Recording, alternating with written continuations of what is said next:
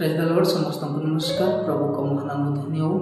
प्रभु आम मान को सुंदर समय देती कोटि कोटि धन्यवाद हो। अनेक समस्या अनेक दुर्घटना आम मानकर चारिपटे दिले मध्य प्रभु आम मान को उद्धार करिसेंती सेतिपाई कोटि कोटि ताको नाम धन्य हो। आसंता आम माने प्रभु को वाक्य हाड़ को जीवा। लोकलिखित सुसमाचार 18 अध्याय 10 रु 13 पर्यंत आमे माने आलोचना करिबा।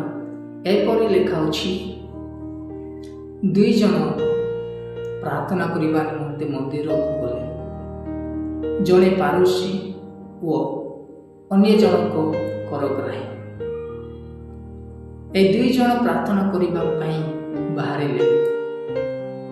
ए दुई जनकर प्रार्थना कि परि थिला। पारुसी एपरि प्रार्थना करने लगिला, ए ईश्वर मु तुमको धन्यवाद देउछि।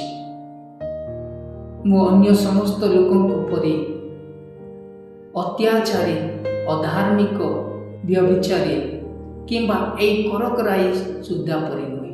मु सप्ताह 2 थर उपासना करे एवं दशमांश मध्य दिए। एपरि प्रार्थना करूछंती हाउ से निजको देखाई कि प्रार्थना करूछंती। मु एपरि करग्राही नुहे। मु सप्ताह 2 थर उपासना करे। तांको प्रार्थना रे नम्रता नथिला। से सप्ताह 2 थर प्रार्थना करथिला, दशमांश मध्य देउथिला, किंतु तार जीवन रे गोटे नम्र भावरे प्रार्थना करिबार शैली नथिला। अहंकार सहित से प्रार्थना करथिले।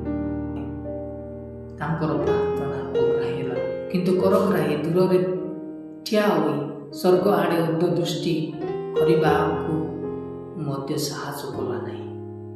किंतु आपण छाती रे मारी होई कहबाकू लागिला, ए ईश्वर मो पापी मते दया कर। प्रिय भाई भणी माने, करग्राही प्रार्थना नम्रता दिला। नम्रता सहित से मंदिर को गले। नम्रता सहित प्रभु को निकट प्रार्थना करछंती। प्रिय भाई भणी माने, से आपण छाती रे मारी होई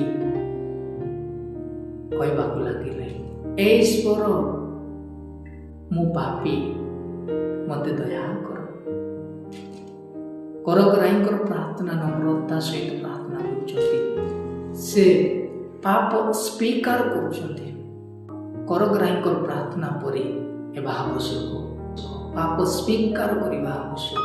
प्रभु यीशु कृष्ण को निकट रे समर्पण करिबा आवश्यक।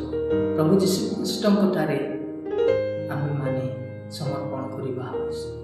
पाप स्वीकार करिबा आवश्यक। प्रभु यीशु ख्रीष्ट क्षमा करिवे। आम मानकर प्रार्थना नम्रता भावरे हो।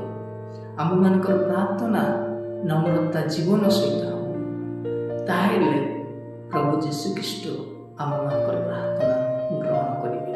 ए छोट वाक्य द्वारा समस्त को आशीर्वाद करंत। Praise the Lord.